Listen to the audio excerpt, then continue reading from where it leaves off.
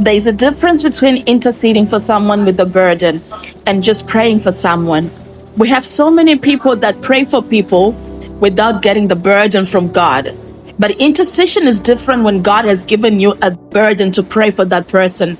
The reason why so many people feel entitled or to say, you have to thank me or acknowledge my prayers, it's because you were praying for that person without the burden from God. There is nothing wrong with praying for somebody, but when you do that, make sure that you do it from a place of honesty and a place of care.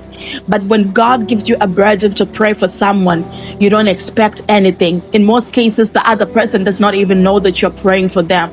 They don't even know. God can show you secrets or things that the person is struggling with, and God trusts you to stand in the gap and pray about it. And if God is showing you, it means that your prayers, your intercession can do something to help them or to bring them out of that situation or whatever it may be. But the problem with praying for someone without receiving a burden from God is that you go into it and you feel entitled. When the person breaks through or they have their victory, you feel like they owe you a thank you. You feel like at some point you want to let them know that you are where you are today because I prayed for you. You are where you are today because of my prayers. And if you were praying for a specific thing and actually they do breakthrough, you feel like they owe you a gratitude message, but they actually don't. Real intercession requires a burden. Real intercession requires you to go into it with no expectations. But if you pray for someone with expectations, that's how you end up feeling entitled and like the other person owes you, of which they actually don't.